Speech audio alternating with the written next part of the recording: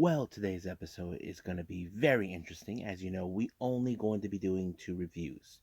The first one is Impact Wrestling. As you know, we enter the fallout after Rebellion. As you know, we have brand new Impact Knockouts World Champion and also a brand new Impact World Champion. But the real question is, where do we go from here? Now that Rebellion is over, we'll find out. But also, we got Ring of Honor with some interesting matches. We got we got the World Television title on the line. We got the Ring of Honor women's title in a proving ground match and many others, and of course the Triple A Mega Championship on the line. And of course, we got a couple of news updates to tell what's been going on in the world of pro wrestling, such as what bookings are taking place.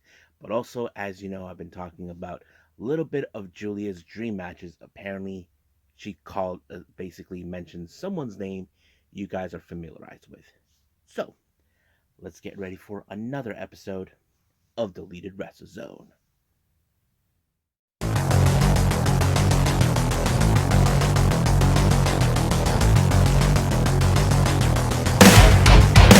Are you ready? Get up, get up! Get up, get up! Get up, get up! Get up, get up! Get up, get up! Get up, get up!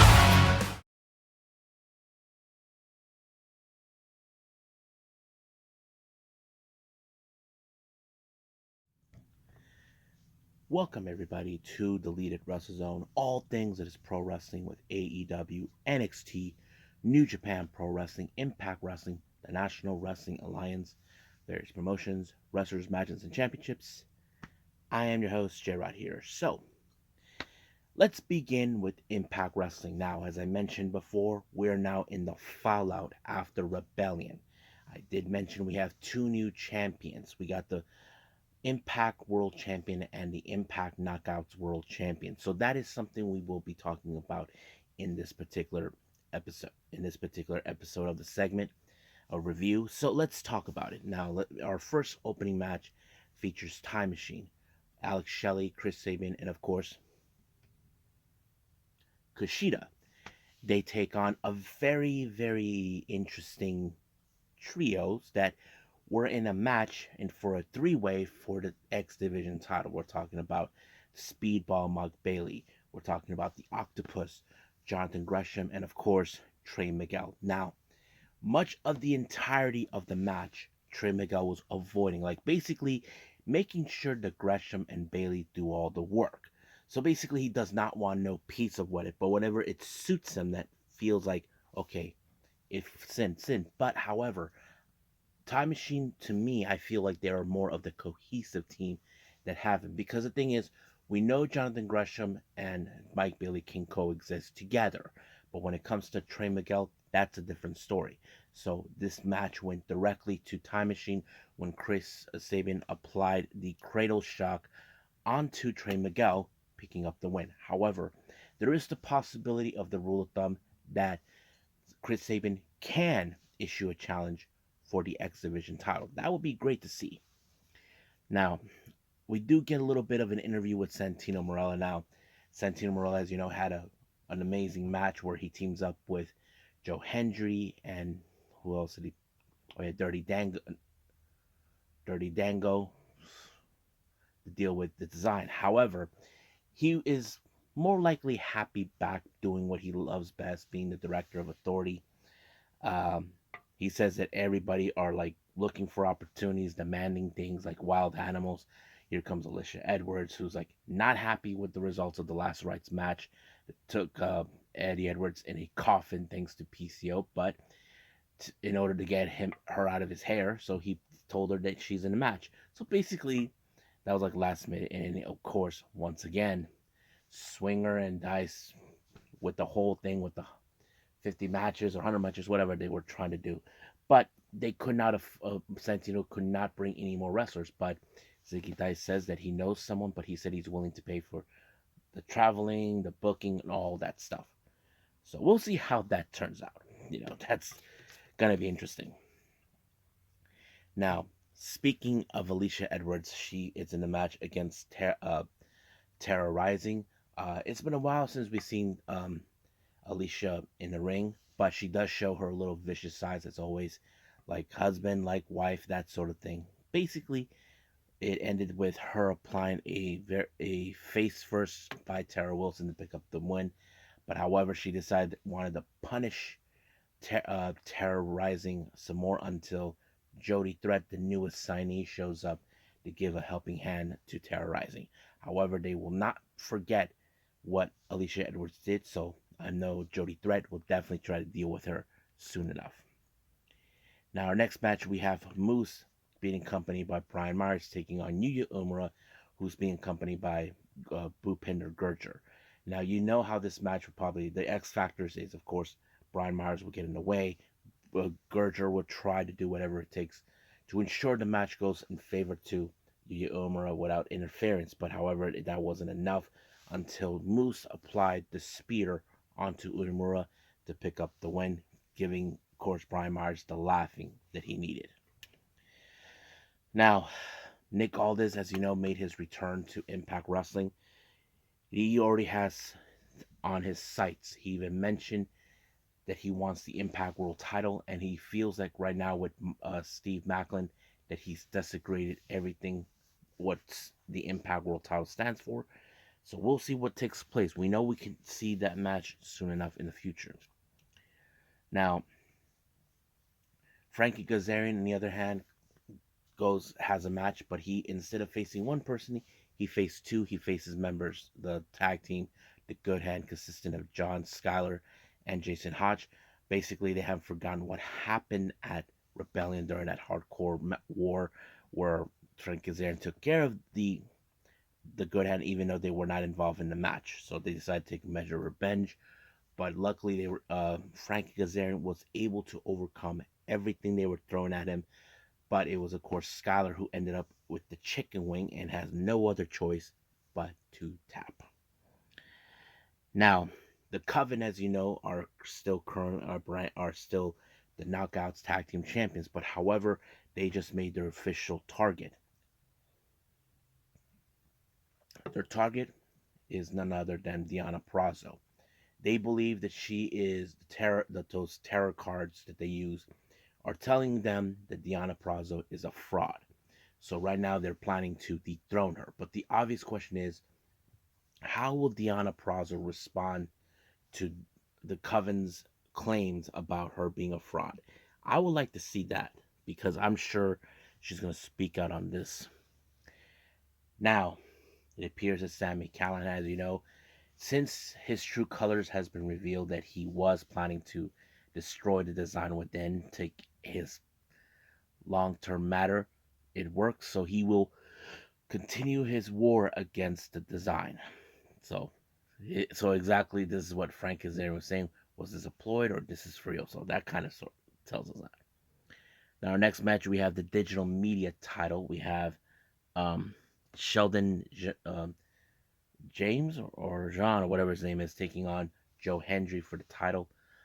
It was a pretty good match until Joe Hendry applied the ovation, ending the match with the win. So we all believe in Joe Hendry. Now, our show ended with, of course, with the promo with our brand new Impact World Champion. Now, people can say we're proud of him as a champion, but deep down in Steve Macklin's heart, it's not complete. There's a reason why. He never got the pleasure to defeat the one person that he should have been defeating, and that is Josh Alexander. And he said that he's willing to put the title on the line against anybody who is Canadian.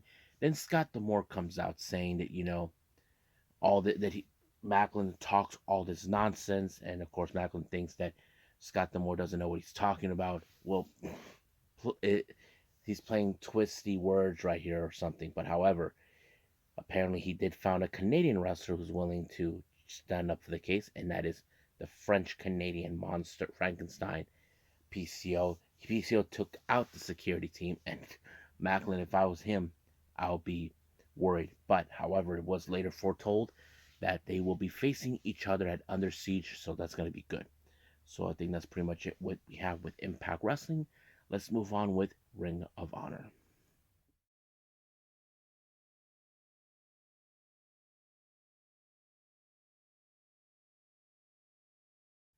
Okay, Ring of Honor. So let's get cracking.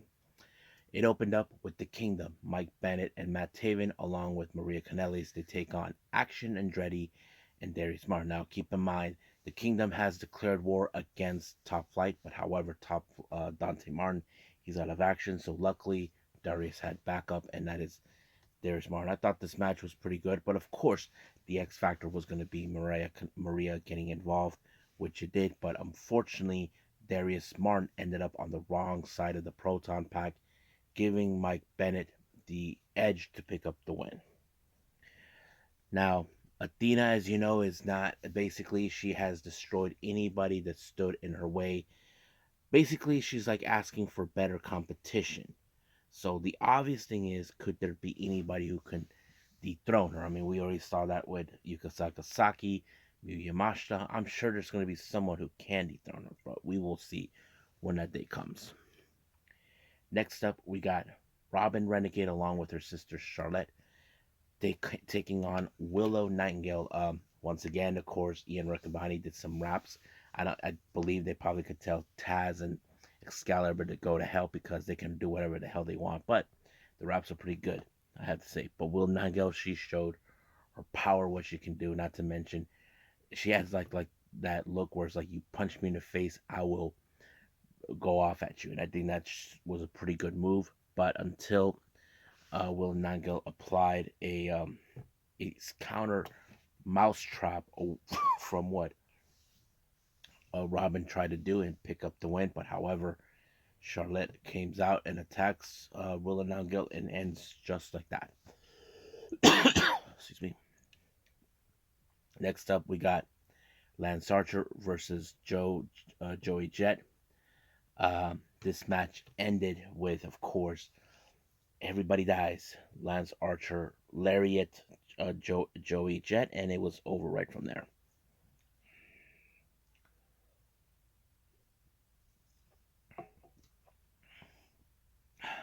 Now, next match we have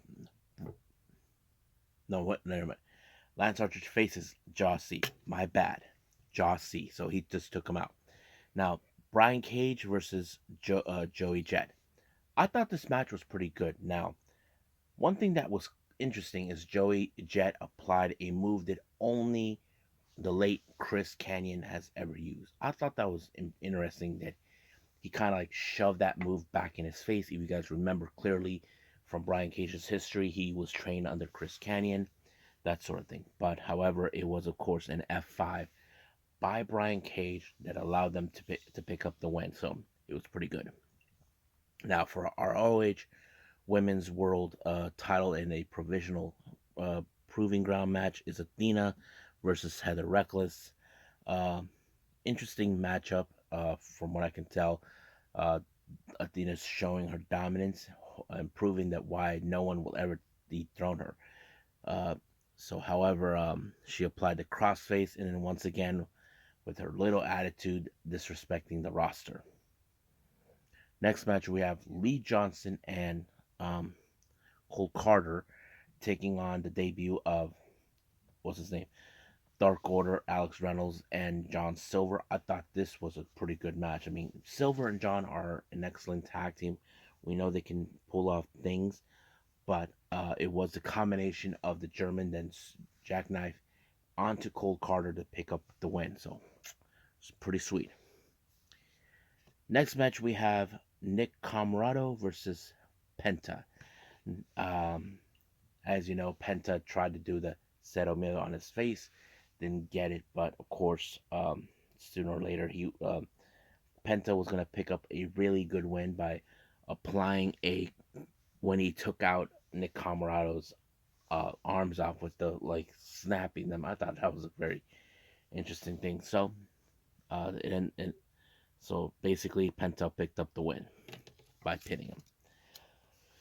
Next up, we got Lee Moriarty versus Konosuke Takeshita. I knew this match was going to be so good. Now you have a guy like who's a rising star, Konosuke Takeshita, versus someone who has a bit of the technical aspects. You probably thought Lee Moriarty would already have something planned out, which unfortunately it did not. He ended up with a knee strike, and it was over right from there.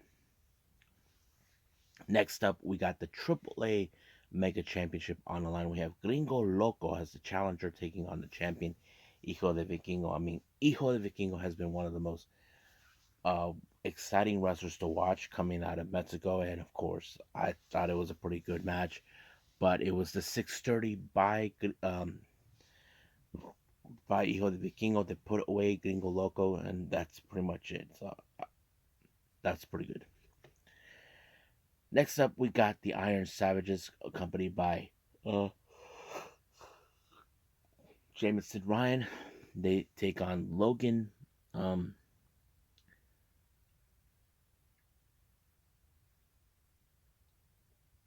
Logan Lynx and what's his name? Oh yeah, and Ron Jones. I thought this match was pretty good.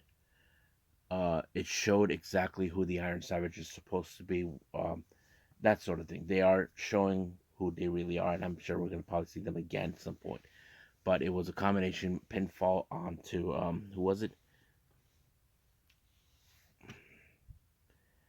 Onto Jones that allowed them to win. Next match we have the ROH World Television Title. We have, of course, Colt Cabana versus Samoa Joe. Good match. I enjoyed it. It was pretty good because I really, really thought this was a very interesting one. But did I think that he was going to pick up the win against for the belt? I hardly doubt it. But there's still things to come when it comes to.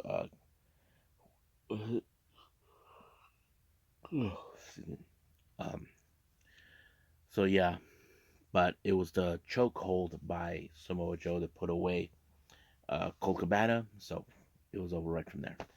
I think that's pretty much it right now with our review. So let's go with some news updates.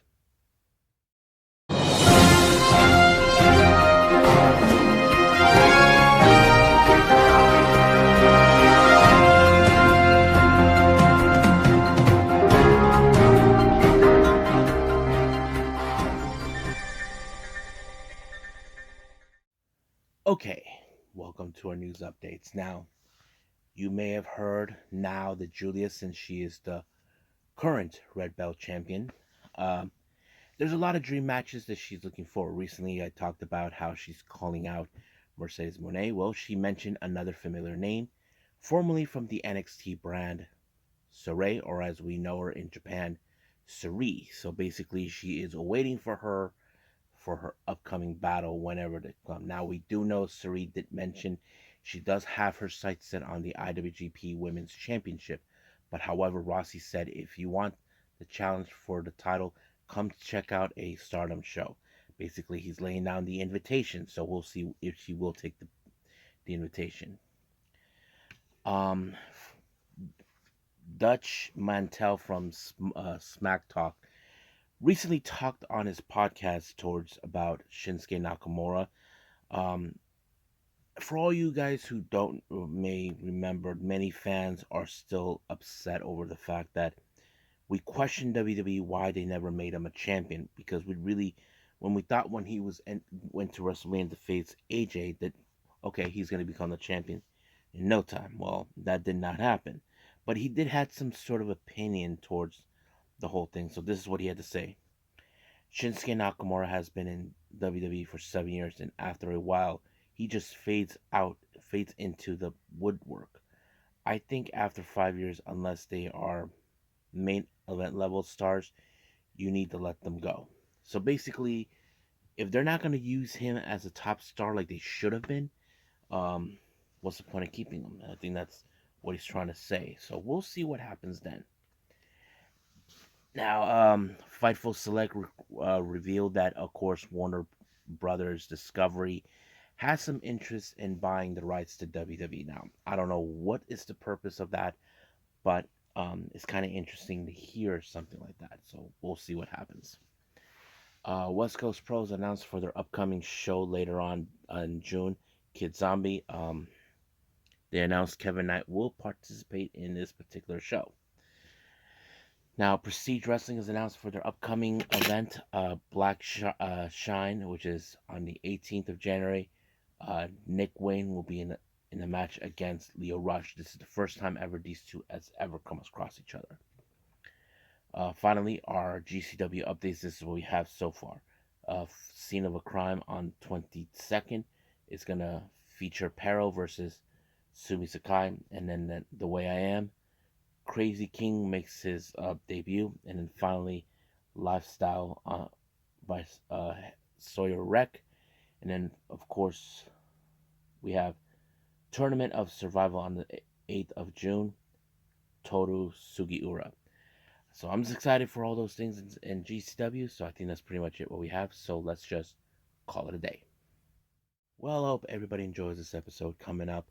Uh, we do have, of course, Impact, AEW Rampage, and NXT Level Up. I haven't decided if I'm going to put anything I know I'm behind on the GCW stuff, but we'll see what happens then.